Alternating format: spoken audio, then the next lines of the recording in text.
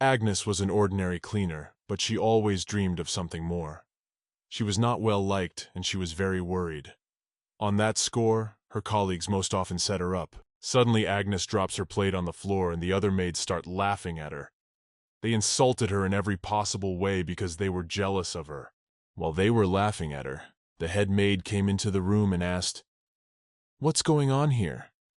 To which the other maids immediately, without hesitation, ratted Agnes out and said that she had broken the plate once again, and that it was not their fault. Agnes was very upset, because she had not dropped the plate on purpose, but one of the maids had tripped her. But the older maid didn't want to hear anything and ordered Agnes to go and do the cleaning. While Agnes was running away in tears, the maids started discussing her and didn't understand how she had been taken in the first place. They hated her because they were jealous of her, but this put a lot of pressure on Agnes. After all, she doesn't know who she is as a child. She has lost all her memories and thinks she is nothing. When she was a child walking through the woods and on the verge of death, she came across the Earl of Wilfred. He was the owner of the mansion and decided to pick up the girl, thus saving her life. Agnes is madly grateful to him, but she still doesn't realize who she is. It was a cool fall evening outside. One of the maids asked Agnes if she felt cold. After all, Agnes had often said that she felt nothing, but Agnes still did not feel cold. Perhaps her painful childhood was to blame.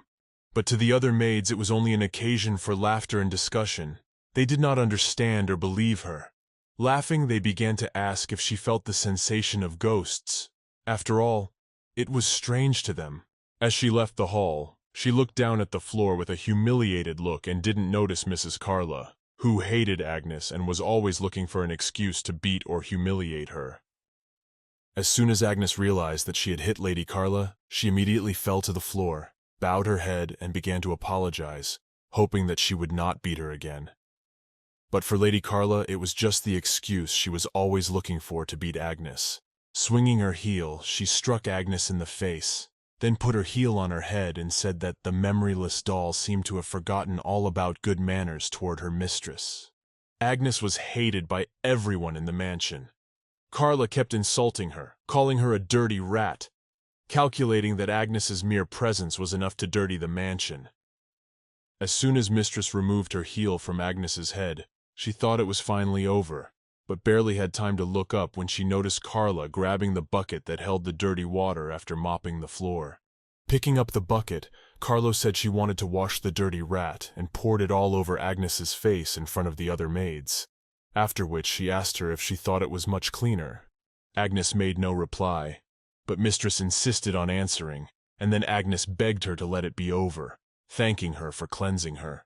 Lady Carly was on her way out, but she turned and shouted that as soon as her father gave her permission, she would throw Agnes out, and was disgusted that she couldn't even cry. After all this, Agnes decided to sweep the yard, but it was terribly cold. In fact, she felt everything, the pain and the cold. She just had to stay strong and didn't want to show any sign of weakness, for she is eternally grateful to her master. He saved her and gave her a job in this mansion, even though this place was like hell. Agnes went back into the house and lay down on the bed. Meanwhile, a snowstorm had started outside, and everyone was discussing that it was likely to be very cold today. At this time, one of the maids approached the head maid and said that something seemed to be wrong with Agnes. The older maid didn't know what she was talking about and asked her to show her. When they entered the cellar, they saw Agnes huddled in a corner against the cold. She was covered in sweat and tears. The maid said that Agnes had been tidying the garden and was soaking wet. The older maid was amused by this fact, and she was glad, for she thought she had gotten what she deserved.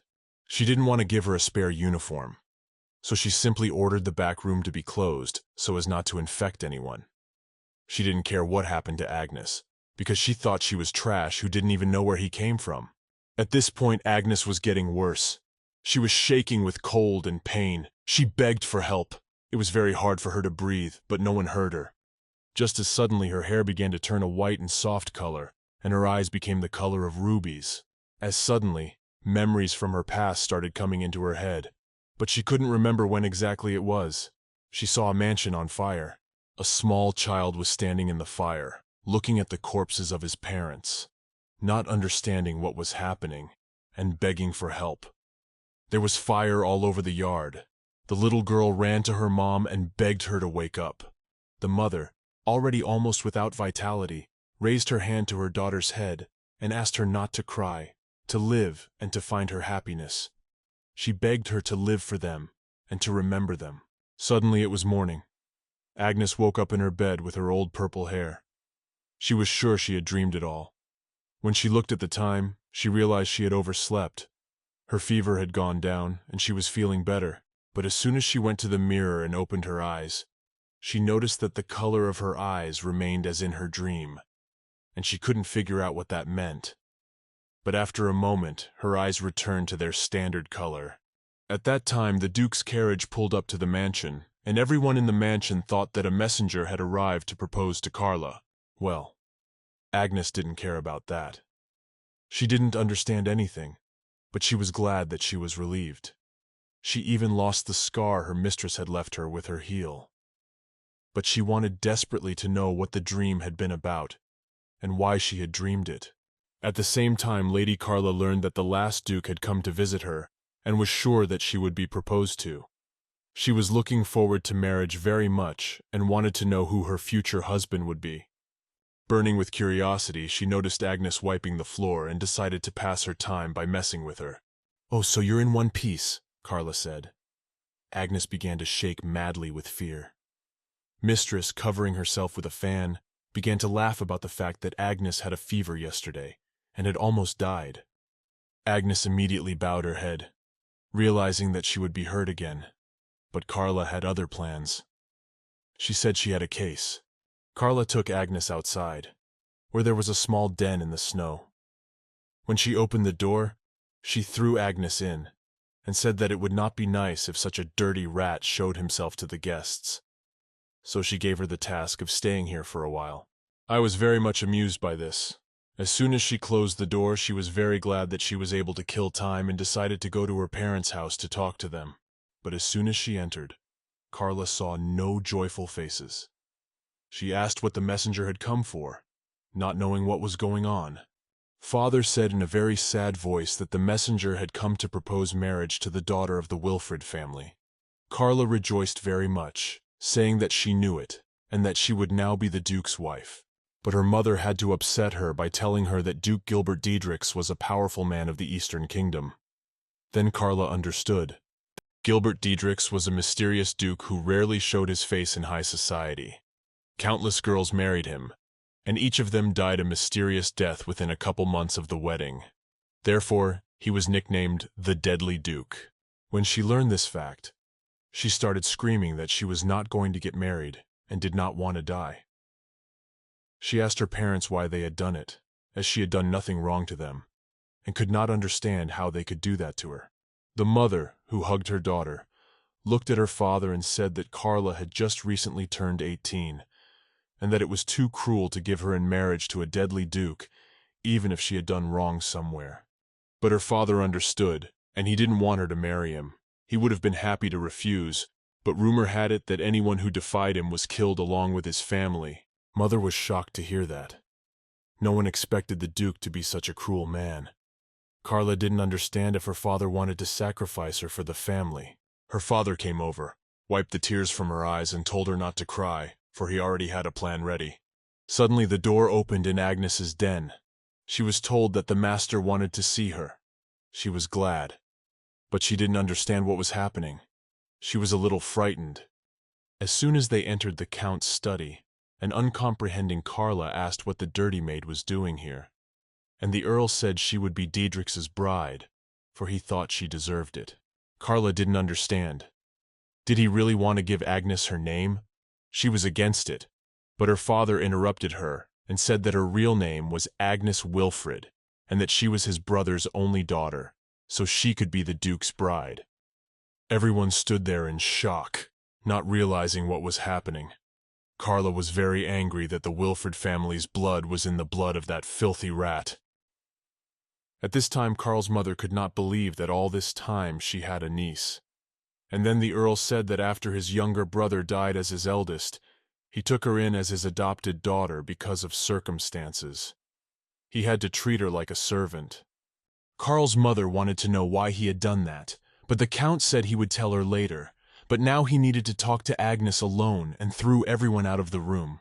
She didn't like to be disobeyed yet and was quite rude. Carla was very angry with her father and with Agnes. When she left in anger, she said she would never call her her sister. When everyone had left, the Count apologized to Agnes for giving her this information in such a way and asked her to sit down to talk. But Agnes stood there in shock. She didn't understand, because he had picked her up 8 years ago, and she had been a servant in his family ever since. The Count said he had to do that to keep her safe. As soon as she asked what from, we immediately said that her parents had been killed, and he didn't know who it was. Agnes immediately remembered her dream and realized that it seemed to be her memories. The Count explained that if he hadn't, they would have hunted because of her. Well, Agnes wasn't too happy about that fact. She wondered if he had made her a servant to hide her from the murderer, and since she had lost her memory, she couldn't even remember who she was before. But the Count interrupted and said that everything was absolutely right, and it was time to bring back her true self.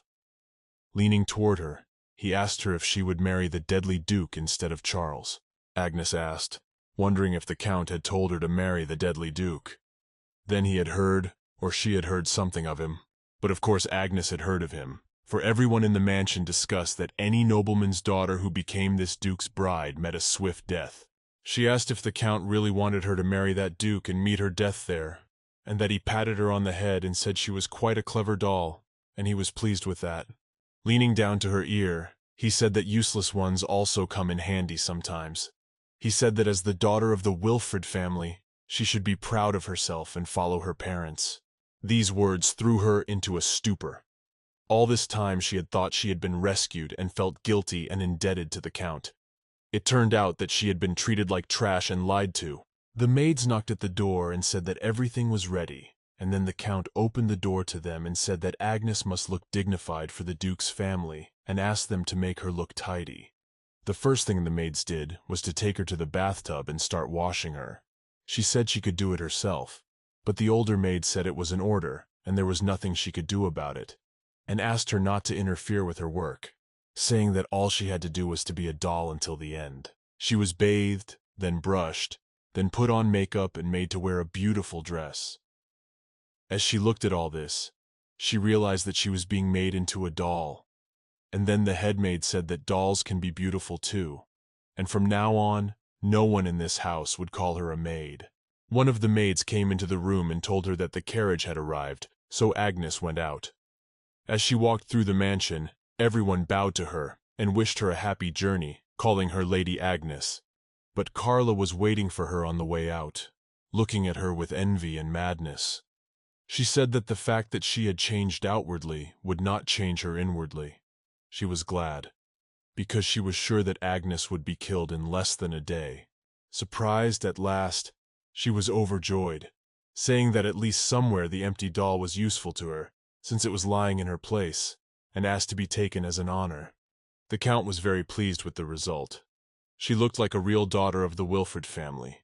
When he approached the Duke's carriage, he introduced her as his daughter and said that she was ready to marry him. But in spite of all this, she still felt she owed the Count a debt. However, she promised herself that she would never return to this castle, and that she would play the doll to the very end. Bowing one last time, she said, "Farewell, father," and got into the carriage. Even though she too thought she was an empty doll, she was still scared. At the same time, at the Duke's mansion, the butler informed him that the bride would arrive tomorrow, and that he had heard she was the daughter of the Earl of Wilfred. The Duke was very upset by this news. He asked, "Didn't the butler understand so much? No matter who she is, either way, any bride of his is dying." While Agnes was riding in the carriage, she had another dream from her childhood, where she was walking with a boy in a green garden. They were happy and discussing the future. But in this dream, the guy asked the girl not to leave, to which she said that she has the same power as her mom, and until she learns how to use it, she is forbidden to be around people. And because of this, she has to stay in the mansion with her mom, dad, and the maids all the time. But she was not happy with this life. She was very bored. Then the boy asked her if she wanted to go somewhere far away from home. The girl jumped up with joy and said that she dreamed of traveling, and that there were many beautiful and wonderful things in the cities. She wanted to see the mountains and lakes and landscapes that were shown in the illustrations, and liked it all. Then the boy said he wanted to go with her. She asked if he was sure because her mother had always told her that the streets in the city were very scary. Then he made her promise that despite everything, he would always protect her. Holding out his hand, he said he wanted her to smile always by his side, offering to stay together forever. With that, they had a mini-child wedding. But suddenly Agnes woke up, but she was glad she had had such a good dream. She had forgotten that she was on her way to see the deadly Duke. The wagoner asked what was troubling Agnes, and she asked him what kind of a man Mr. Dedrix was. But the man replied that he was a wonderful but terrifying gentleman. The wagoner said that Mr. Dedrix usually shows no emotion to protect his possessions, never hesitates to use dirty methods, and that he is ready to mercilessly kill anyone who dares to harm him. That he is a pretty horrible person. Agnes was sure he would kill her. As soon as they reached the mansion, Agnes got out of the carriage, where she was met by the butler and two maids. He said they were waiting for her, and the master was waiting for her in the drawing room. She went straight down the hall to the living room, and it was very scary, but there was nothing she could do. Just as they reached the door, the butler knocked, apologized to the gentleman, and said that Lady Wilfred had arrived. As she walked through the door, she saw him, the deadly Duke, and it was even more frightening. But she held back her fear, and said it was a pleasure to meet him, and inclined her head. As he approached her, he asked her to raise her head, and told her that although he had forced her to marry him, he had no further intention, and wanted to do it for her own good, ordering her to go home. She was shocked. She began to remember how she had been abused at home, how she had been kicked out, persecuted, hated, and finally sent to certain death. She thought she was useless, even before the deadly Duke. Even more disappointed in herself, she didn't want to go back there. So she told the Duke that she had left that family and had no place to go back to. Kneeling before him, she told him that if no one wanted her, let him kill her here and now. The Duke asked her if she came here to die, to which she said yes, but he didn't like to kill. So he said that if she had nowhere else to go, he would figure out a way to help her. But until then she could stay in his mansion. He ordered the butler to take her to the ward and take care of her, then come into his office. As soon as they began to discuss what had happened, the Duke reminded the butler that he didn't want to marry, and again, he was more interested in defending his territories. He asked her if she was a Wilfred, for her hands were very rough. The butler said that if the Duke suspected anything, he would contact the bride's family at the same hour. But the Duke was very interested in the situation and ordered to find out as much information about Agnes as possible, not realizing or believing that Count Wilfred had decided to deceive him. Standing at the window and remembering Carla's words about it being an honor for an empty doll, but she wasn't going to be a doll anymore. Such a role was clearly not for her. A moment later, the Duke received a knock at the door and was told that Agnes was missing. He asked how it had happened, to which the butler said he had already ordered her to be found. Thinking about it, he remembered her eyes, and was sure they were the eyes of someone who was ready to die. She was found sweeping the courtyard. The Duke asked in surprise what she was doing, and she said that her windows overlooked this yard, and she saw how many leaves there were, and she decided to clean it up even though he didn't give her any such instructions. It was entirely her initiative. Told her it was a servant's job, and that she didn't come here as a servant. So why did she do it? She apologized and said she was wrong and should have asked permission first. However, the Duke noticed that she had cleaned up a great deal on her own and asked her to thank her. She couldn't believe that someone wanted to thank her, and it was very cold again, when suddenly the Duke took off his robe and put it on Agnes, saying that dinner would be ready soon and they should go back to the mansion. Coming to dinner, it was the first time she was in a situation where there were so many appliances in front of her, and she couldn't figure out which ones to use. But the Duke said that since there were only 2 of them here, she shouldn't get her head in the game and eat what she wanted, After eating a few bites, Agnes's face changed a lot, and the Duke asked her if it wasn't tasty, to which she replied that she had never eaten anything more delicious. The Duke was gratified by this. He promised to pass on her words to the cook. After finishing, she asked the Duke when she was going to be killed. He sighed sadly and said she never learned anything, and asked why she wanted it so badly. With a glance at him, she said that that was the only reason she was sent here. That made him a little angry, because he wasn't what he thought he was, and knowing that if she married him she would die, he wasn't going to marry her, but she had nowhere to go. He told her that she had only come here as his request, so he would find a new bride. Agnes did not understand what he meant, and then he explained to her that he always sent brides home, but there was always a little problem. If the bride came home and said she'd been rejected, everyone would humiliate her. So he made up a legend about killing all his wives. He wanted her to find someone she really wanted to marry for love. She didn't understand what he meant. Then he explained that the nobility had such a thing as a marriage of convenience, and that if they didn't find out the bride was alive, they'd give her to someone else.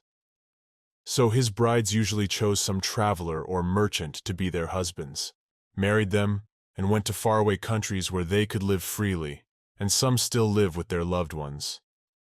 Anyway, it was much better than going back home, so they were happy, at least somewhere. After hearing all this, Agnes said that everyone thought the Duke was a very frightening man, but when she met him in person, she realized that it was all just rumors, and that she was very grateful to him. It was the first time in her life that someone had looked after her and that he was very kind. After saying that, the Duke jumped up and slapped the table. She immediately apologized and said that she did not mean to offend him. He told her that she was his guest and that neither he nor his servants would harm her, and advised her to go and rest. After a while, resting in his room, the Duke thought about Agnes. Apparently, she had been treated very coldly and had not been educated, because she didn't even know how to use dishes. It puzzled him. After thinking about it, he decided to see if she was all right.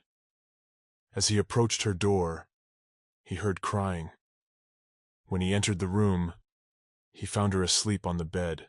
She was in tears and screaming for help, saying, "Mommy." Agnes had another terrible dream here, where all her parents are burning in the fire and she can do nothing. Hearing her agony, the Duke decided to wake her up, apologized for entering the room, and said he was passing by and heard the crying. Agnes touched her eyes, not believing that she had cried. The Duke asked if she was having a nightmare, and she said it was a memory from her childhood, where she could only watch. The Duke tried to comfort her by saying that it looked like she had been through a lot, but she replied that she didn't know herself, and all her memories were lost. Then he poured her a glass of water and asked her to elaborate on the loss of her memories. With a very sad sigh, she began to tell how she had been picked up by a gentleman 8 years ago. The Duke asked in surprise if she was adopted, to which she said yes, but she had Wilfred blood in her, and that she had only found out yesterday. She realized there was no point in lying, because sooner or later he would realize she wasn't who she said she was. So she told him that she had worked as a maid for the family for 8 years. Strongly upset, she cast her gaze downward, realizing that he would most likely be angry with her. Who would like it if a servant girl became the Duke's bride? Well, the Duke leaned over to her and told her that his life had not been very good, and asked if it had been hard work since he was a child. And that surprised her very much. She said she had very little expression or emotion because of her memory loss. "She's like an empty doll," to which the Duke was surprised, and asked what she was talking about. "A creepy doll with no emotions. That's what she's been called since she was a child, and she thinks so herself. And now, at last, she could be of use to the Wilfred family." Then the Duke realized why she was so calmly willing to accept death. Well, what she told him was that she had clear orders to act like a puppet until the very end. These words upset the Duke very much. He grabbed her by the shoulder and said, "Stop calling yourself a doll, for she is no such thing." After all, he had seen her standing outside, shivering from the cold and having nightmares and crying. He told her that she could feel emotions just like anyone else. It was just that all this time she had been treated like a doll, and she was lonely. She asked him, "Does that mean I'm alive?" This amused the Duke, but he said naturally, and he would not let her die. He asked her if there was anything she wanted to do, to which she said to want to find out the whole truth about herself. But here's how. Duke smiled and said that he could definitely help her with that. The next morning, the maid tried the dress on Lady Agnes before breakfast with the Duke, and she liked it very much. When she entered the dining room, she saw Hertz reading a newspaper and apologized to him for last night, which surprised him very much, for it was he who had broken into her room. He asked why she was apologizing, and then she immediately apologized for that too, and thanked him for talking to her. Then he furrowed his brows and said that she was very pretty, but she had no knowledge of the life and behavior of nobles. Even if she was to be considered as a bride, it would obviously not be easy for her. She was starting to get very nervous and didn't know what to do. The Duke kept saying that she had absolutely no memories of her childhood, and there could be problems with that too. Like yesterday, for example, when he noticed that she was very tense, he told her to relax. He didn't tell her off. He just gave her the facts and asked her to answer the question. Would she like to live here? He said she would learn everything here until she found a good husband, and naturally he would give her back her memories, but until then she would live here. Without thinking long, she told the Duke that if it was okay with him, she would very much like to stay here, to which he told her, "Welcome." A little later in the Duke's study, the butler began to talk about her life, about how she had been adopted 8 years ago, but she was a pure-blood Ulfrid. The Duke asked if there was a description of why her parents died, to which the butler said that any information was missing from the official documents, that it looked like this was all, that someone was hiding this information. Seeing the Duke worried, the butler asked if he liked Lady Agnes, but the Duke said he had no intention of marrying. After all, he swore he would only marry the one, and may it take him a lifetime to find her. Sighing, he asked if the butler had found a teacher for Agnes. Then the butler suggested the daughter of Viscount Fuchs as a candidate, for they also owed the Duke a debt, to which he said to send them a letter. Upon receiving the letter, Fuchs's daughter decided that she would become the Duke's real bride, for after all his brides before had been only fakes, and gladly accepted the invitation. The next day she immediately arrived at the Duke's mansion, introduced Agnes to Mia Fuchs. Mia was hospitable, and said that she was aware of what Agnes had been through, and that she would do her best to make her a real lady. They were both looking forward to working with each other. The Duke didn't like this benevolence. He suspected something and asked her not to overdo her studies, because he was counting on Mia. He said goodbye to Agnes and went to his study. Afterwards, Mia said it was time to start the class. First of all, she needed to understand Agnes's level, so she decided to do a little test. She took out a book and said she was going to read a poem. I should try to write it down on a sheet of paper, which is the method used to teach writing. Agnes was confused, because this is something you learn from childhood. She had no childhood memories. Maybe Mia lied and doesn't know anything. Then Mia covered Agnes's mouth and told her to proceed, smirking quietly and realizing she wouldn't be able to write a word. After all, he had no education, and she was a maid with a lost memory. She knew it made no sense to train her that way, but she couldn't help it. She saw her as a rival. Looking at her, she didn't understand what he saw in her. She felt sorry for him. She wanted to show all her mediocrity as soon as possible and throw her out of the mansion. Meanwhile, the confused Agnes did not know how to hold the pen. As soon as Mia started to read the beginning of the poem, Agnes immediately remembered that it was a poem from her dream. Her hands began to write. Noticing this, Mia wanted to interrupt and decided to check if she had written everything correctly. When she saw the beautiful handwriting, she was sure that Agnes was lying, because she had not made a single mistake, even in the adult text. Agnes apologized to Mia, to which she replied that it was all right, and it was silly to think that she couldn't write, because she was from the Wilfrid family, which surprised Agnes a lot, because she didn't know she could write. She told Mia that the poem had just appeared, as if it had always been in her head. Then Mia said that the difficulty should be increased, and to become a fine lady, she needed to study hard, especially etiquette and arts, because it was a must for any nobleman. and she wasn't going to give her an indulgence just because she had lost her memory, adding that it should be done as soon as possible, and a fine husband should be found, and that Mia didn't want Mr. Gilbert to worry about Agnes all the time.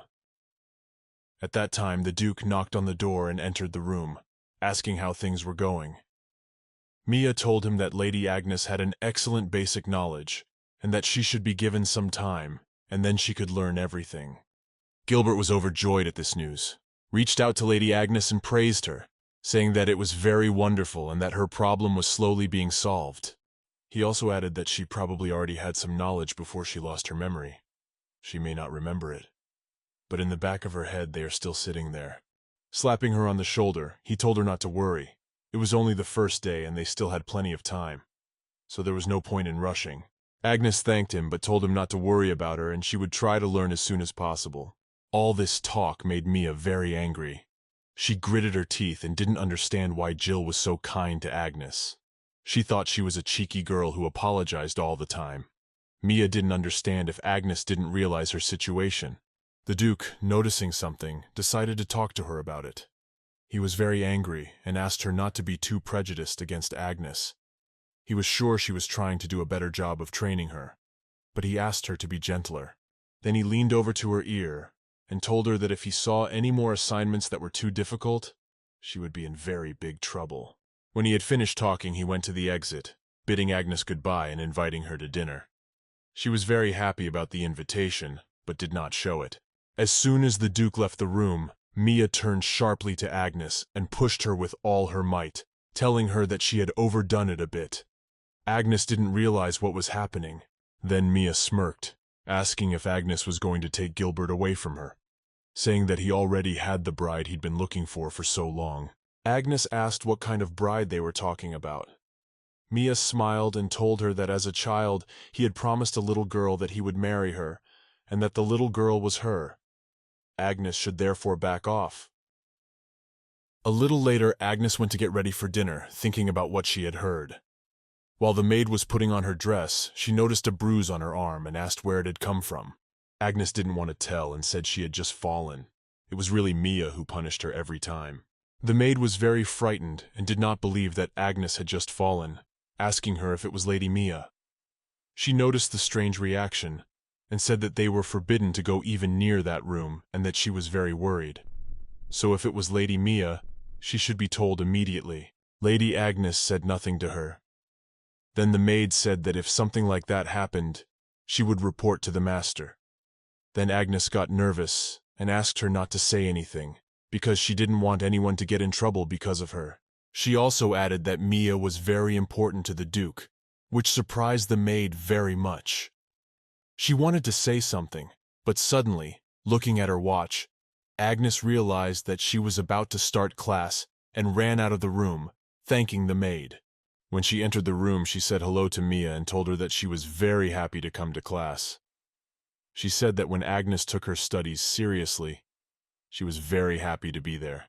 But then suddenly Mia grabbed Agnes's arm sharply right where the bruise had been, thinking about how annoyed she was that Agnes was being such a good girl that she hadn't even told her about the beating. Then she started asking Agnes if she was in pain and advised her to get out of the mansion as soon as possible. She told her that she would never do that and asked her why she wanted to kick her out so much. Mia said she had no such goal and was only trying to show her her place. And besides, she was to marry an illegal man and die by his hand. Her family would never see her again, so gave her advice before it was too late to go home. To which Agnes replied that she had no home to go back to, which made Mia very angry, and she decided to give her a piano lesson. Walking up to the piano, barely touching the keys, Agnes was immediately hit on the arm with a pointer from Mia. She hit her very hard and hated her, not letting her play for a minute, telling her she was doing it all wrong. For every wrongly pressed key, she immediately struck Agnes's fingers, tearing them, and each time told her to start again. Smiling, Mia said she was already worried about Agnes and suggested she move on to the next subject. Next, Mia decided to give her a test. She was sure that Agnes would fail because she had knocked her fingers down so that she couldn't hold the pen, and Agnes did have problems. Her fingers hurt so much that she couldn't squeeze them. 15 minutes later, Mia announced that time was up and went over to check the answers without seeing any answers. She said that Agnes would never be a lady because she could not solve any of the problems. Turning away from her, she began to ask why Gilbert felt so strongly about Agnes. Had she seduced him?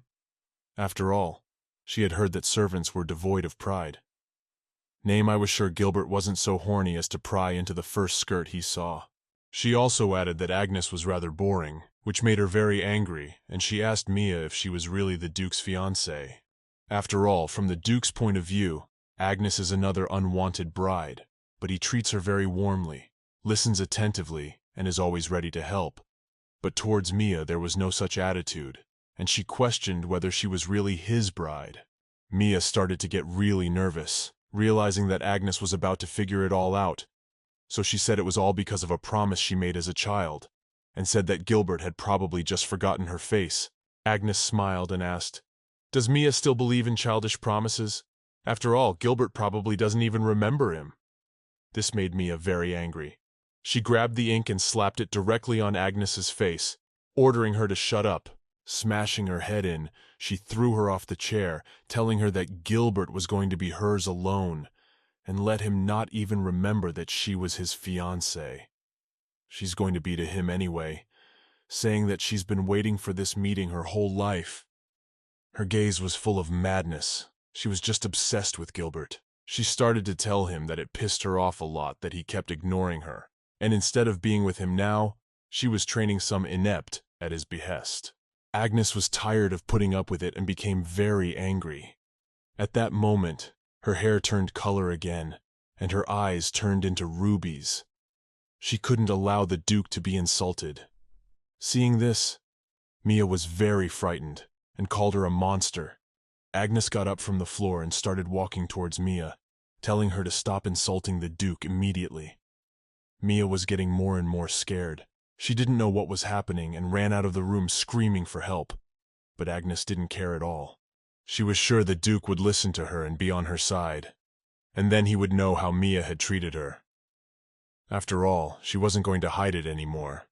When Mia ran out of the room, Agnes looked at herself in the mirror and noticed that her eyes had changed color, just like that time. But this time her hair had changed color too. She really wanted to find out what was going on with it. A little later, the Duke called her over to his place, asked her what happened today since her teacher had run home early, and told her that if they didn't get along, he was willing to find another teacher as well. She thanked him for his kindness, and told him that everything was fine, that she was fine with her old teacher, saying that she was no longer a doll, and that she had a good relationship with Mia. She wanted to figure it out for herself, because it was the first time she'd ever been able to give a decent answer. The Duke said he had noticed how Agnes had changed a lot. In such a short time he offered her a ride on horseback to lighten the mood a little, saying that she shouldn't worry about what she didn't know how to do, and he would teach her. Hearing this brought back memories of how Lady Carla had once dropped a book near a horse-drawn carriage and had asked Agnes to pick it up. And just as Agnes bent down to do it, someone yelled, and the horse hit her in the face with a hoof. And after that she was very much afraid of horses. So as soon as the next day came, she went for a horseback ride with the Duke. But there was also Mia standing there, who was very angry with Agnes after yesterday and didn't understand how she could be so calm there. Duke, a little late, said hello to them, but noticed that something was wrong, and then Mia said that Agnes was afraid of horses. She was sure this was her opportunity to humiliate Agnes. Besides, she had put stimulants in the horse's feed, and they were bound to go wild soon. Her plan was to get on the horse, lure Gilbert out after her, and Agnes, because she couldn't ride, would get hit by the hooves. But Agnes began to tell the story of how she had been asked to pick up a book near a horse, and the horse had hit her. He said he was sorry, but assured her that it was simply impossible to approach them from behind, because horses can sense danger and reflexively try to protect themselves. He assured her that they were not doing it deliberately. Agnes said she knew that, but was still afraid. Then the Duke told her he would do everything in his power to make her stop being afraid of horses, and put his arm around her. Then he introduced her to his horse Zig, and offered to touch him. Agnes was very afraid, but the Duke took her hand and held it out to the horse, saying that if she was nervous, Zig would feel it, and you would get nervous too. Relaxing a little, she stroked Zig, saying hello to him, and said she was looking forward to riding him. The Duke noticed that Zig liked her very much, and Agnes enjoyed stroking Zig too. Mia, seeing all this, decided to act immediately, running up to Zig and shouting sharply, causing the horse to react violently. At the same time, the stimulants she had put in their feed went off, and the other horses ran out of the stable as well. The Duke, getting nervous, sent the two of them to the mansion. Mia thought that whoever didn't escape in time would immediately become an easy target for the horses, and she should act immediately. Then she was going to push Agnes. Suddenly they noticed a horse lying right behind the Duke's back, and were very much frightened. There was very little time left, and something had to be done. Then Agnes pushed the Duke away and took the blow for herself. The Duke was very scared for Agnes. Mia started screaming that she was scared, and then the Duke ordered her to be taken to the mansion without paying attention to her. When the subordinates took Mia out, she screamed in tears for the Duke to pay attention to her. But he didn't care. She couldn't believe he cared more about Agnes than her. Then he took Agnes to the ward to be examined by the medics. Afterwards, he was called to report that the horses had calmed down, but the trainer said that he had noticed evidence of some sort of stimulant in the feed, and it was most likely a complete attempt. The Duke ordered an investigation and kept him informed. When he finished talking, he went to the window to think about what had happened today. He couldn't understand why Agnes had protected him. Suddenly his musings were interrupted by Mia asking, "Why is this girl so important to him? After all, Gilbert made a promise to her as a child." He didn't understand what she was saying, and then she told him that back in their childhood, they had often seen each other and looked at each other, and at that moment she realized that they had made a promise of engagement to each other. The Duke got a little angry and explained that he had indeed seen her as a child. But after all, they were just sitting at the same table where adults socialized, and he didn't understand what the engagement was about. Then Mia said the Duke just didn't remember, and she was the only beautiful girl next to him, and he immediately wanted to get engaged. Gilbert was very much angered by this fact. He told her that his fiancée had distinctive features that were impossible to forget, and that Mia was definitely not her. He added that he didn't like to be confused with anyone, but if she corrected the misunderstanding, he would forgive her. Then she threw herself at him and told him she loved him. Her eyes were full of madness. She claimed that today she had protected the Duke from Agnes, saying that she was a monster and must be gotten rid of. Then the Duke realized that Mia had spiked the horses with something and got very angry, grabbing her, to which she replied that she had done it for him. When he heard all this, he said that he had chosen her as a teacher because he thought that next to someone of the same age, Agnes would be motivated to study, but that he had been wrong, and his decision had only put her in danger, and that he should have kicked Mia out much earlier. She couldn't understand why he would say that.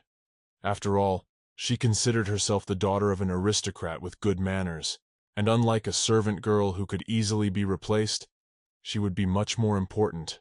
Completely out of her mind, she was sure he loved her that way. But then the Duke called the guards, pointing his finger at Mia. He ordered them to take her away, saying she was the culprit. She begged Gilbert to stop, saying that if she stayed near him, he would surely fall in love with her. He asked security to stop and laughed at her, explaining that if she was just around, nothing would change. He said that he respected her for risking herself to protect him, unlike Mia, who just ran away from responsibility. He said that if she ever caught his eye again, he would fulfill the legends about him and take her life, adding that she had called Agnes a monster. And the one who looked the most like a monster was Mia. When he had finished, he went to Agnes's room, where he was told that everything was fine and she should wake up soon.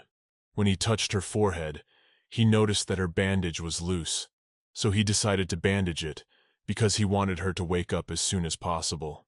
But as he removed the bandage, he saw that the wound was gone, and he remembered a moment from his childhood when that girl he had promised to marry had healed him with her hair. It threw him into a stupor. He couldn't believe it was her.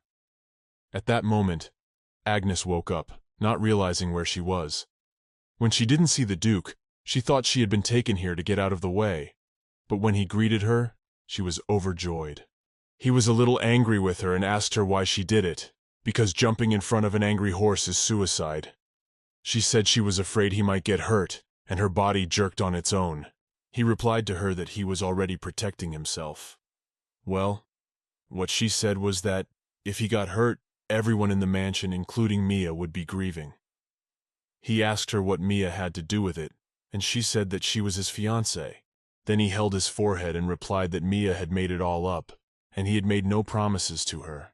Agnes said she thought so at first, but Mia was so sure of her words that she hesitated. Then the Duke said that because of her selfish beliefs, Mia had committed a crime, and it would not happen again. He leaned over to Agnes and said it was true that he was looking for his lost bride. But it wasn't Mia at all. Agnes was ashamed and apologized, to which the Duke said it was his fault. He wasn't the one who called her as her teacher. He asked Agnes to take care of herself, for he was horrified today when he saw her bleeding, and told her to imagine that someone important to her would get hurt, for it was very sad. Then Agnes said it was nothing, for the wound had already healed, but the Duke said that such a wound could not heal so quickly, and asked her to keep it secret, and promised her something in return. After that, Agnes went to tea, where the maid met her and said that she was very glad that Agnes was well, and she was very much worried. But then they were interrupted by the Duke, who was standing outside the window with his horse. Agnes immediately went down to him and asked him what was going on, to which he told her that he didn't want her to hate horses because of such stupid things. Agnes was very happy to see Zig. Then he realized that he had been worried for nothing, and he offered her a ride with him. She jumped on the horse without hesitation. He assured her that everything would be all right, for he was near. They began to walk slowly across the lawn. The Duke asked Agnes if she was scared, to which she said she was fine, and then he suggested that she speed up a little. They galloped to a lawn strewn with flowers. He said he wanted very much to show her the place. Agnes was very much surprised by such beauty, so they decided to walk through it. The Duke said what he was thinking now about his new mentor. He promised her that the next teacher would definitely be on Agnes's side, and that it should be someone who was well informed about the peculiarities of his castle. She said she would be happy to have any mentor. Then the Duke smiled and said, since it didn't matter to her, it would be him. Her face changed a lot, which made the Duke tense, and he asked if she didn't want him to be her teacher. Then she said in an uncertain voice that she was very glad, which confused him even more. When she realized she had confused him, she thanked him again and said she would be happy to work under his mentorship. She then said that she was very happy to be here, and that she was happy and had not expected such kindness to her, although it was alarming. To which he told her that she deserved to be happy, and everyone wanted her to smile, that she could call him by his name and not by his status. At the same time, the Count was informed that Agnes was still alive, but he was not surprised and said that everything was going strictly according to plan, for he had waited 10 years, but she had not awakened, and it's a marriage proposal, and that's why he sent her to him, realizing that after a lull, a storm was about to brew.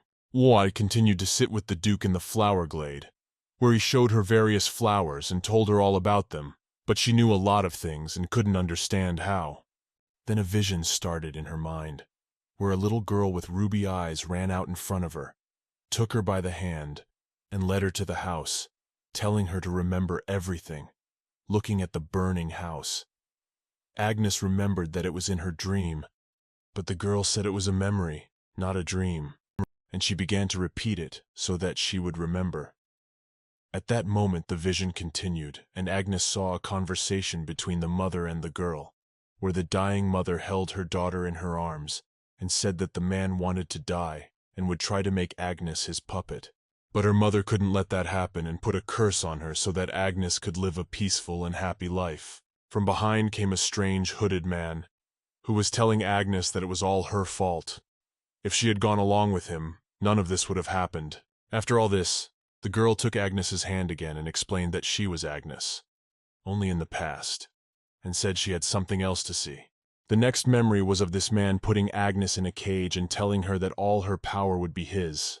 The man tortured the girl, but little Agnes said that her mother protected her. At that moment, Agnes saw her hair turn blue. Little Agnes then explained that her mother had sealed their powers so that she could live normally. Then Lamb asked if she had lost her memories because of this, and little Agnes put her in the memories where this mysterious man had cut the girl. But her wound had not healed, and he could not let her power be lost. Then he took her by the head and used memory-erasing magic, ordering her to forget everything that had happened before and live here like a doll until the day came when her power would return. That would be her punishment.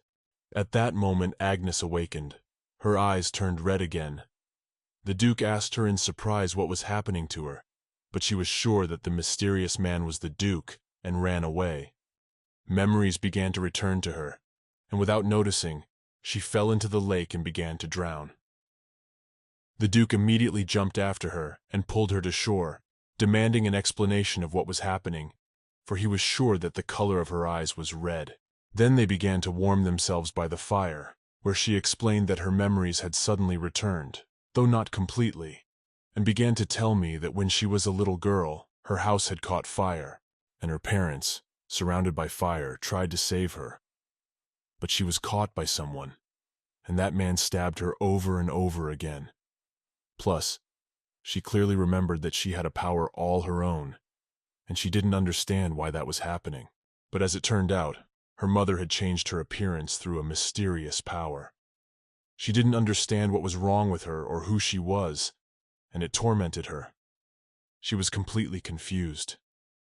Then the Duke told her not to push herself so hard. Agnes cried at first, and said that her memories were mixed up with reality, and perhaps she was a monster. The Duke did not hold back his emotions and hugged Agnes, explaining to her that this was not the case, and that he was very glad that he had been able to hear her true feelings. She was very happy and asked if she could still stay here, but the Duke said of course, and that she should smile more often, because as long as they were together, he would protect her. After that, they decided to return to the mansion, where they were met by the servants, asking what had happened to them. The Duke explained that Agnes had fallen a little into the lake, but that she was fine now. Agnes was surrounded with care. Then the Duke smiled and told her that this was her home now.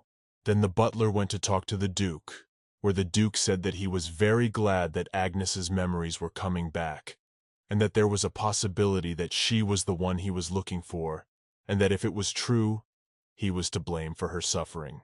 He began to feel very bad about not being able to protect her, and he didn't want to tell her, for he thought she would take offense at him. But he promised to do his best to protect her this time, for he didn't want her to suffer anymore, and gave the butler instructions. The next morning Agnes awoke in her bed, where she was met by her maid and wished her good morning, telling her to get ready for her date with the Duke.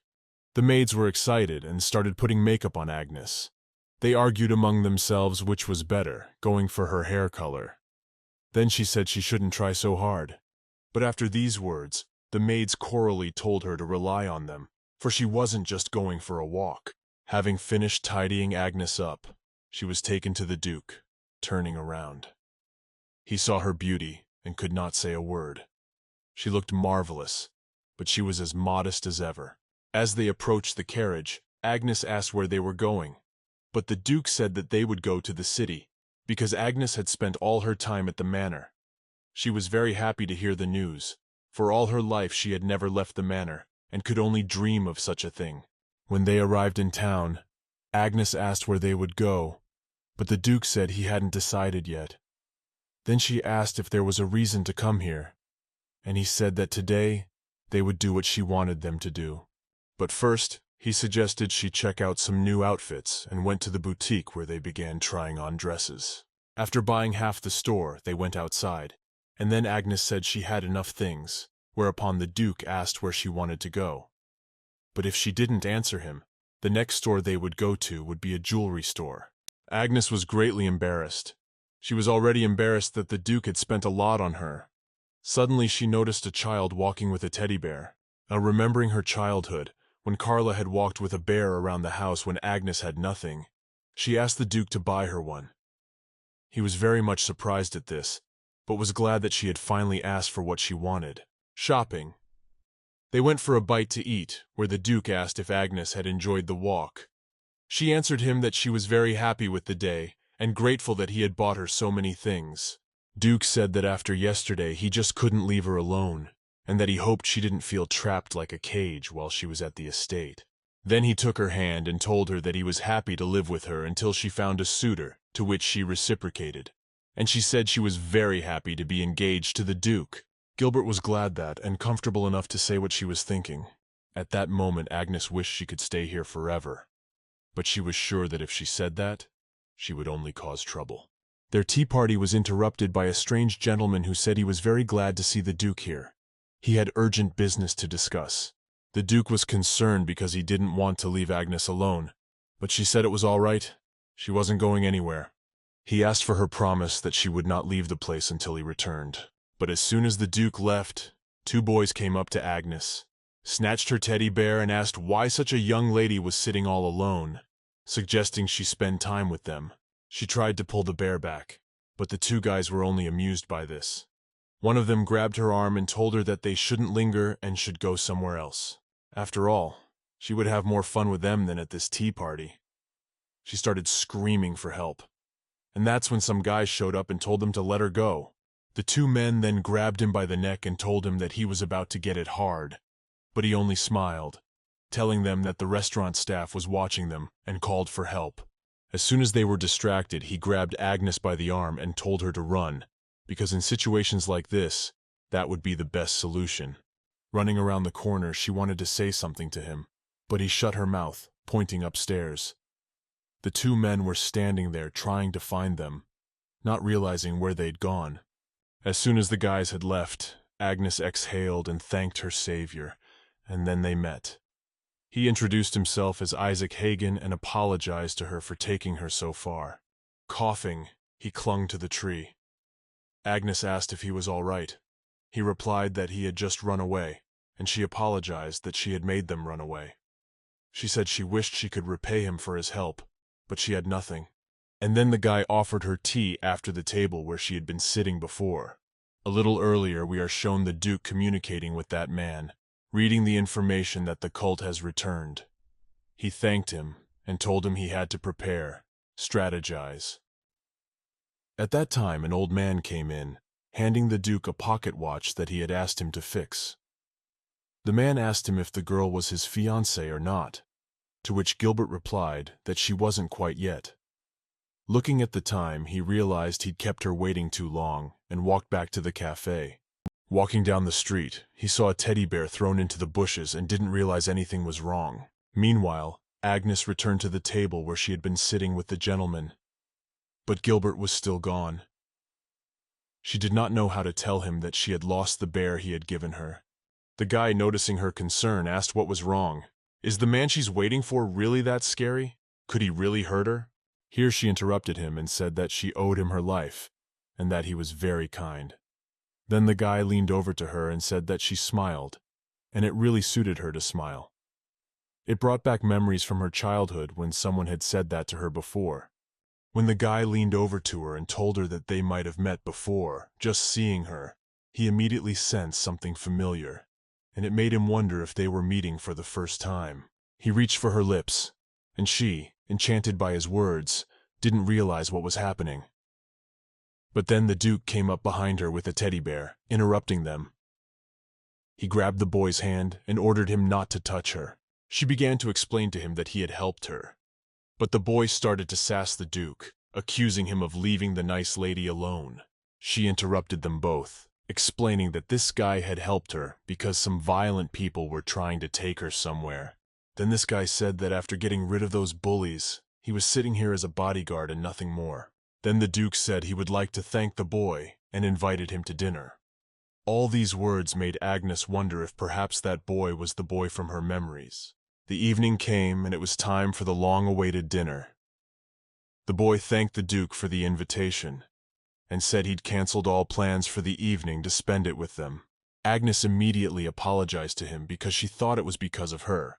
But the guy hurriedly calmed her down and said that he had just had a boring meeting with the professor, and he was glad he didn't go to it.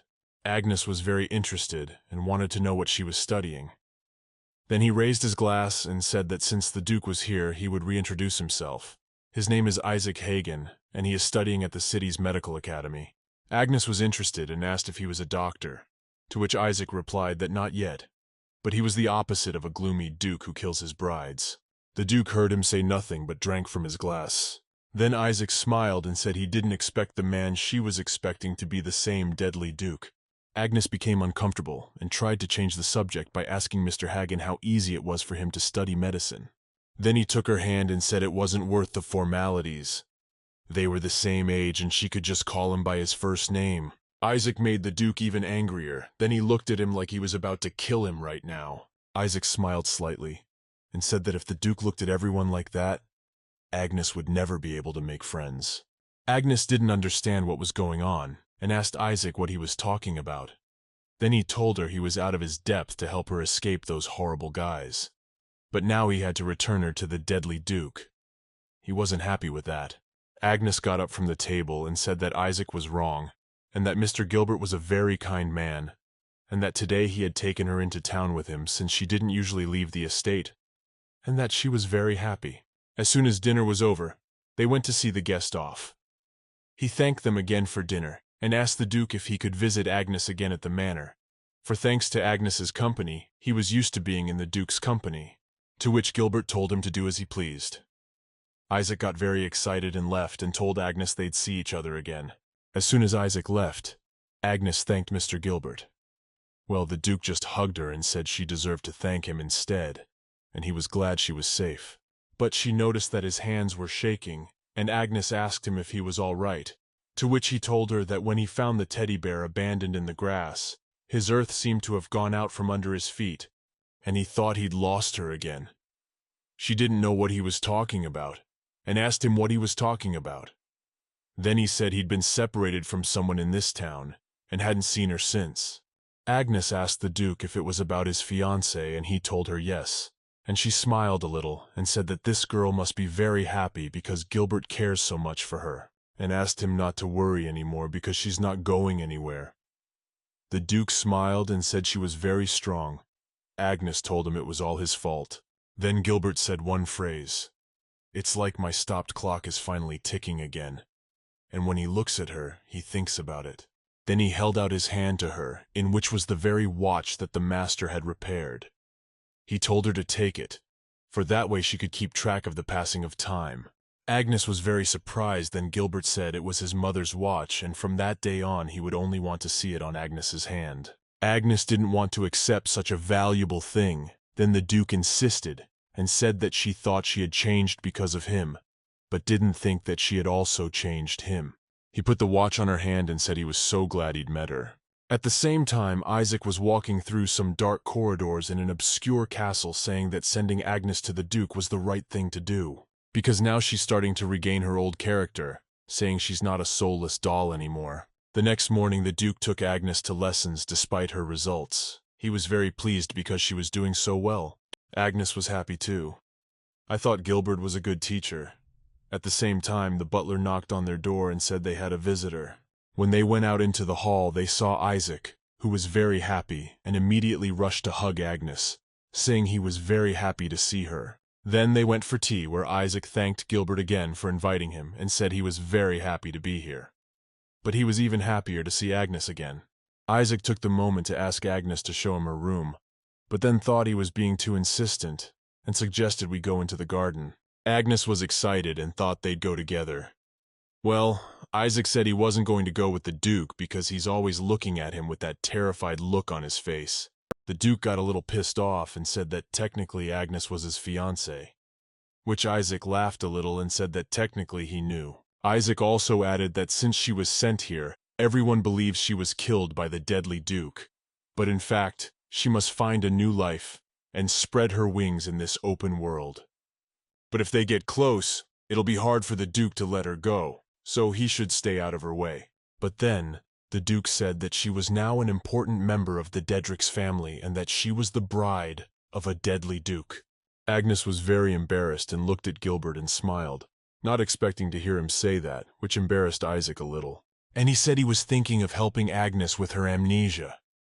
Well, if he's the third wheel here, he'll just leave. His offer interested them both very much, and they went to the gym where Isaac said he was also taking a psychology class, and that Agnes's memories are not lost, but just slumbering somewhere in the back of her mind, and that he did a little research to find a record of similar symptoms. And by researching all these records, he was able to find that in many cases, hypnosis helped.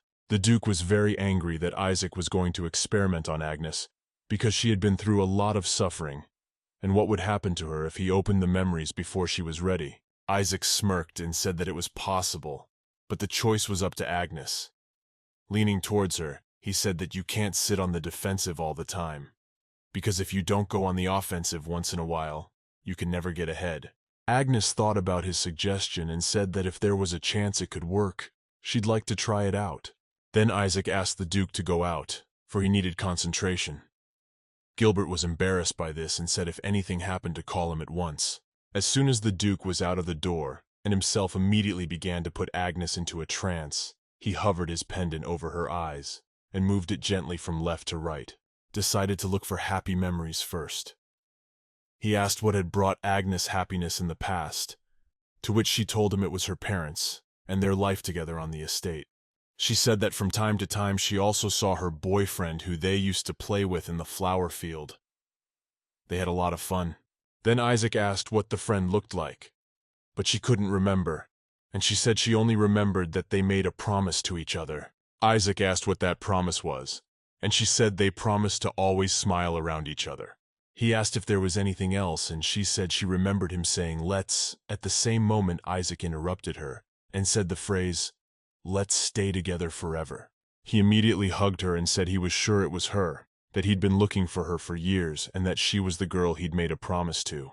She wondered if Isaac was telling the truth, if he was the boy from her memories. At that moment the Duke heard a noise and came into the room and saw them embracing.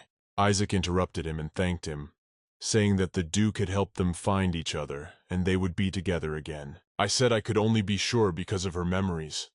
When you separated them as kids, he was always looking for her. Isaac asked the Duke to return her because she was his fiancée. At least that's what he claimed. Then the Duke froze in a stupor.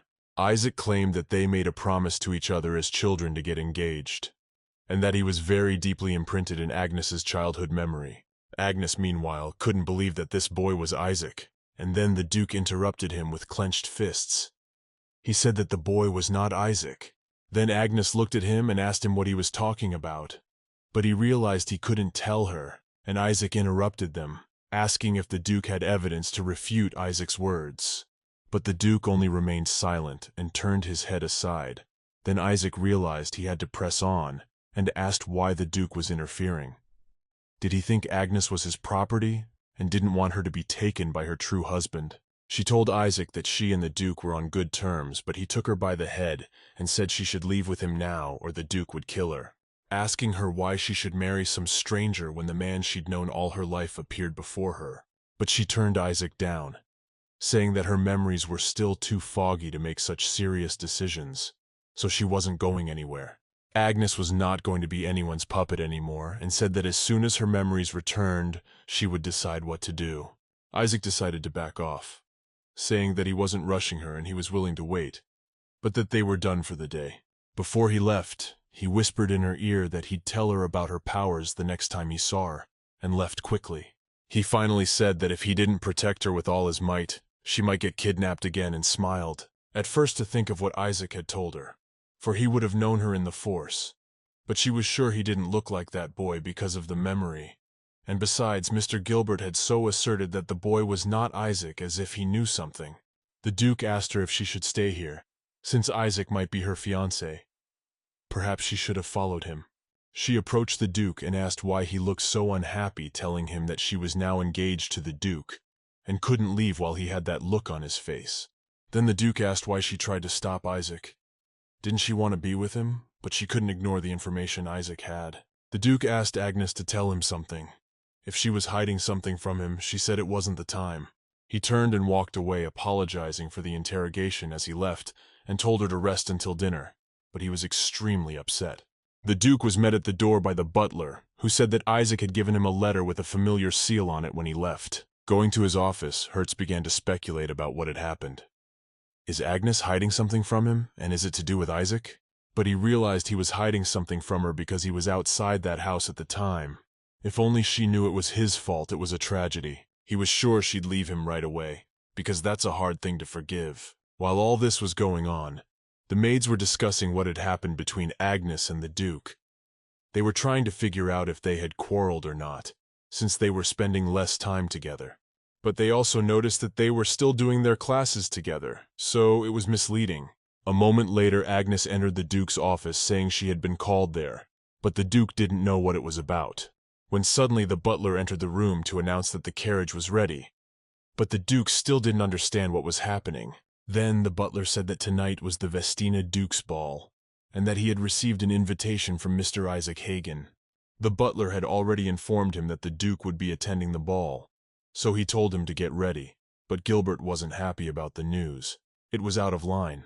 Then the butler said it was an invitation from Duke Vestin, who has been close to the Duke's family for generations, and as the current Duke of Gedrix, he cannot miss this event without a good reason.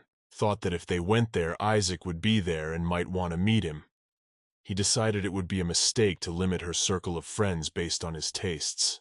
The butler also added that he thought it would be a valuable experience for Lady Agnes to attend such a ball. The Duke realized he had no reason to refuse.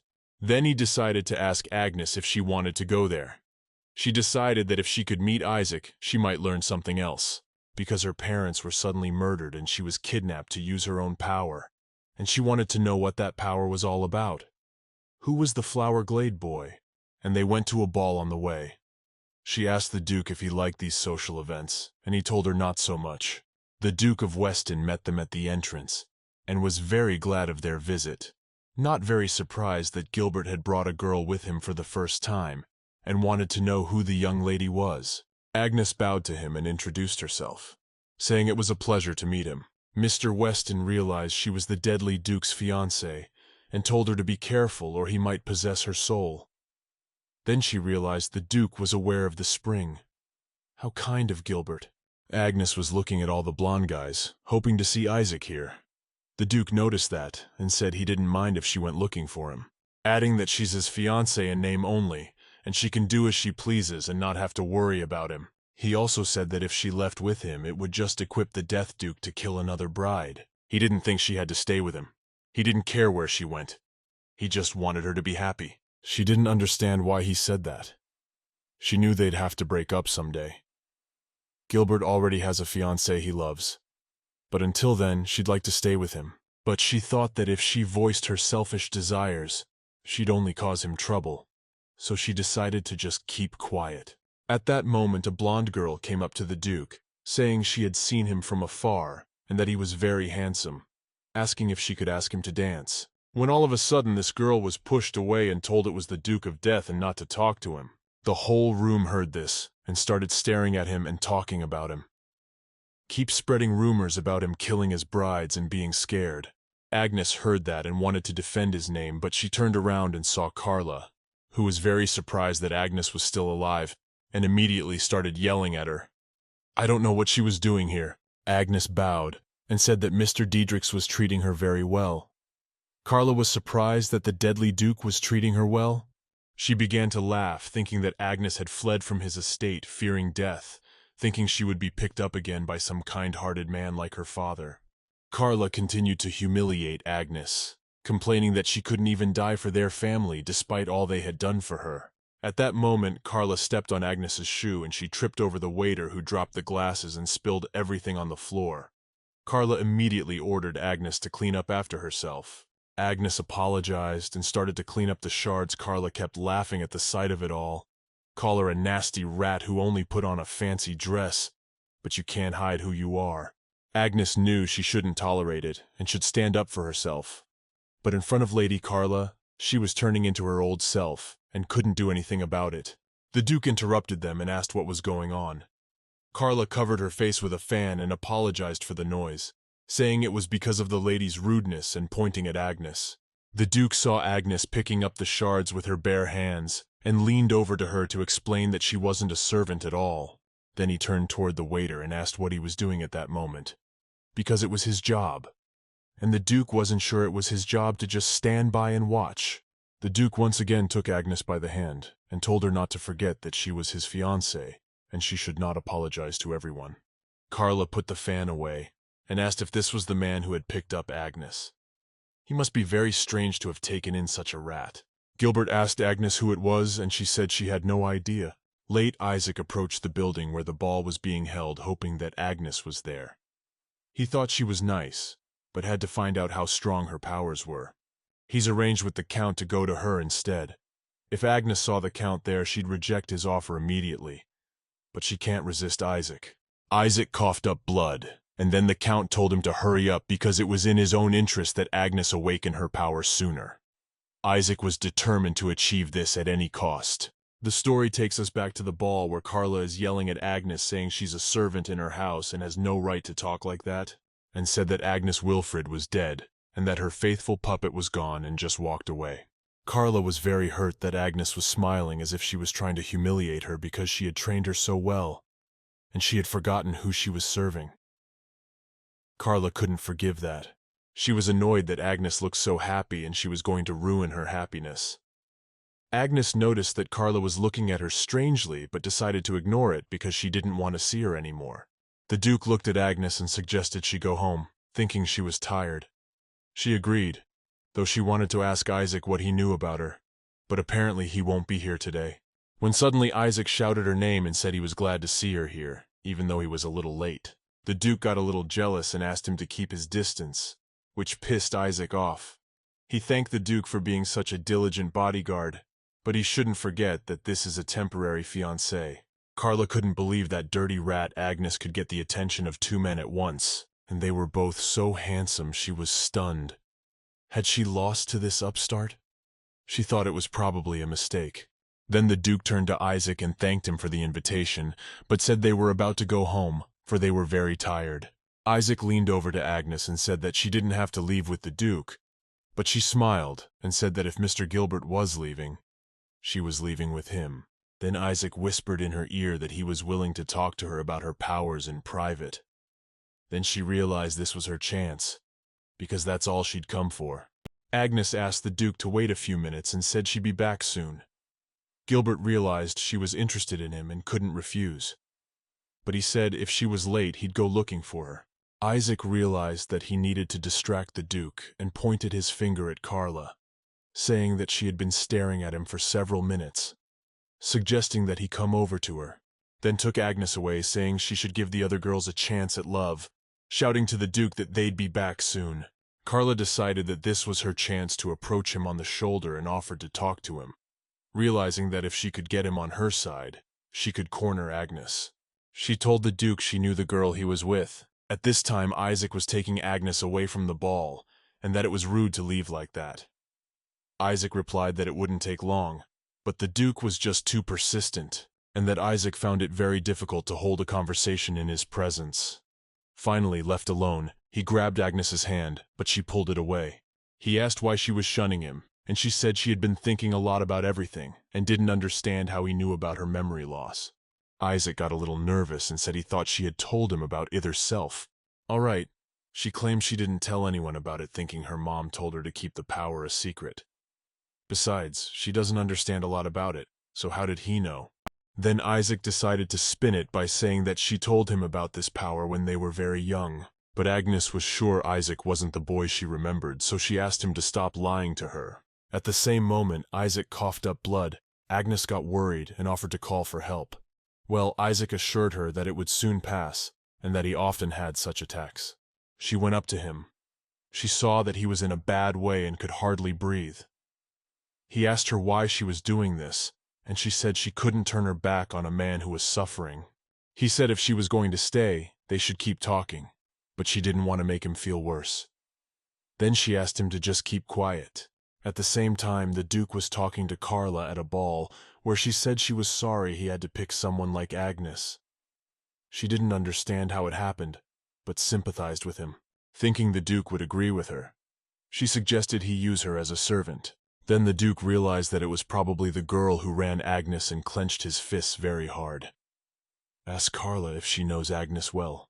Replied that she was an extremely unpleasant person, and gave the impression that she had been treated extremely cruelly until today, asking if he knew how she had lived before.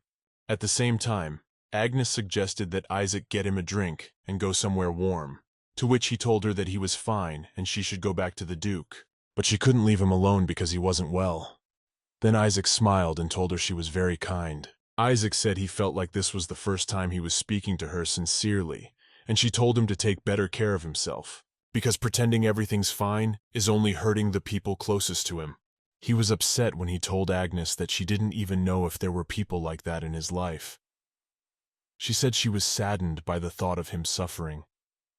Even though he lied to her, he still told her he wanted to be her friend, which made her very happy. She said Mr. Gilbert once told her the same thing because she didn't take care of herself. But thanks to Mr. Gilbert, she got over it. And now she's able to take care of herself, which adds more joy to her life. Isaac said he was glad she wasn't a puppet anymore. She asked him in surprise, and he started telling her about himself. Isaac said that he was born with a chronic illness and that he didn't have long to live, but he didn't want that fate, and that through her magic, Agnes could change people's lives. But because of her, she had lost a lot of her life. Your parents, your friends, your memories, your strength. When suddenly a hooded man came from behind and tried to stab Agnes. But Isaac covered her with his body and took the blow himself. The guy immediately fled, and Agnes picked up the bleeding Isaac and started begging for help. But no one heard her, and she realized it was useless to call for help. She should have gone for help herself. But she realized that if she stopped applying pressure to the wound, the bleeding would increase and he might not survive. Then she decided to save him for all he was worth, and tried to remember that she had the same power as her mom, and she wasn't going to make any more acquaintances until she got it under control. She had flashbacks to her childhood memories of her mom teaching her how to control her power with a butterfly. Then she was able to heal the butterfly's wounded wing so it could fly again. Agnes remembered this and felt a warm power inside her. Her hair changed color again, along with her eyes, and a golden glow came from her hand. While all this was going on, the Duke kept in touch with Carla, asking her about all the abuse Agnes had suffered. He realized Carla was from the Wilfred family. Then Carla got really angry, saying she was the eldest daughter of the Wilfred family, and that she was the one most affected by Agnes's appearance, and shouldn't be believed. After all, when her father took Agnes in, Tat didn't show the video and no thanks, which annoyed Carla a lot. She told the Duke that she was not bullied, but only punished occasionally when necessary, and it was not as if she felt anything at all. She didn't laugh or cry or feel anything and acted like a doll. The Duke got mad and said she was like that because of Carla. Then she barked at the Duke and said she didn't know what kind of disenfranchised nobleman he was from some backwater, but she wouldn't advise him to pick a quarrel with the daughter of the famous Wilfred family. Then the Duke told her that if she came to him as his bride, he would probably behave exactly as the rumors about him say. She asked why she should come to him as his bride. Then Carla started to realize that Agnes was being sent to marry the deadly Duke, and then the Duke said he didn't like his nickname, but sometimes he really wanted to get rid of people like Carla. Shocked at what she had heard, she stumbled and fell to the floor. The Duke walked slowly towards her, saying that it would be easy to teach her a lesson so that she would never appear in front of Agnes again. To which Carlo replied that her father was close to aristocrats of higher status than the Duke, and would not advise him to do anything to her. But he said I wasn't going to do anything because Agnes had already cut her out of his life, and he'd only hurt her if he brought it up again. He apologized, and said he had to go. Carla got really angry and said she could never forgive the Duke for making a fool of her in front of everyone, and promised to make him regret it. Then the Duke went in search of Agnes, wondering if she'd left without telling him, but he was sure she wasn't, and maybe something had happened to her. When suddenly he looked up and saw a light and ran up there, hoping to see his bride. Her silver hair the same magic power as in his childhood, and the same eye color he knew Agnes was the same girl from his childhood. Duke began to recall a situation from his childhood when his mother became very ill. He was sent to walk outside while she was undergoing treatment, but when he was sitting on the bench, Mystery Girl came up to him and asked why he was sitting there alone, and he told her he was waiting for his mom, and he told her that if he was moody, he'd interfere with his mom's recovery. She seemed to be in constant pain, and he wanted her to get better as soon as possible. Then this girl put a flower on the guy's head and said that soon his mom will be much better, and if that's the case, then he won't be sad anymore, she asked. At that moment the boy was called into the room, and the girl asked him to keep their meeting a secret, or she'd get into big trouble. His mom, who had a terminal illness, suddenly got better the same day.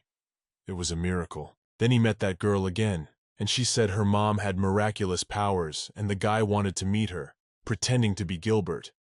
But when he asked the girl's name, she said she couldn't answer him. She had the same power as Mom, so she couldn't make any more acquaintances until she got it under control. But Gilbert looked so lonely that she couldn't help but approach him, and asked him to stop making that frowny face and always smile. Then they agreed to meet in secret sometimes and go out together. And that was the day he made her promise that no matter what happened, he would protect her. She was the girl he'd promised as a child to stay by her side, whatever happened, and that's when he took her to the city. But he didn't know it would be their last meeting. They arrived in the city at the height of the festival, so there were more people than usual. Agnes was very happy to be in the city, and thanked Gilbert for bringing her there. But at some point he didn't follow her and she got away. He tried to follow her, but the crowd wouldn't let him through, and then she got lost and was kidnapped by a mysterious hooded man.